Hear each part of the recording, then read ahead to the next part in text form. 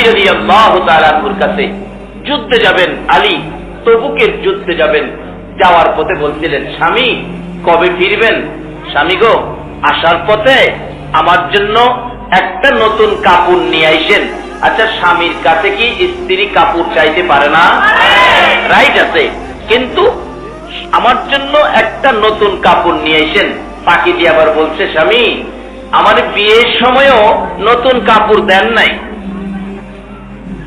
দুইটা সন্তানের মা হলাম, নতুন কাপড় দেন নাই।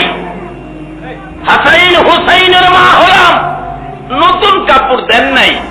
আমাকে একটা নতুন কাপড় কিন্তু নিয়ে আইসেন। আচ্ছা, স্ত্রী স্বামীর কাছে এরকম চাইতে পারে কিনা বলো? বৃষ্টি আইতেছে, বৃষ্টি আইলেও আপনারা যেখানে বৃষ্টি পড়ে না এখানে দাঁড়ান, এর মধ্যে তিরপল দেওয়া আছে না? আর কি, আর অনেক বৃষ্টির দিন, বৃষ্টি আইতো পারে, আসুক না, দুই চারটা ফোঁটা বৃষ্টি পড়লে কি হলো, গরমের দিনেই তো, কি করবো? হ্যাঁ বাবা রে, নবীকে যারা ভালোবাসতেন যুদ্ধের ময়দানে তীর বললাম কলিজা ছিদ্র হয়ে যাইতো, গলা কেটে ফেলতো, হাত কেটে ফেলতো, রক্ত মাখা জামা লাল লাল হয়ে যাইতো।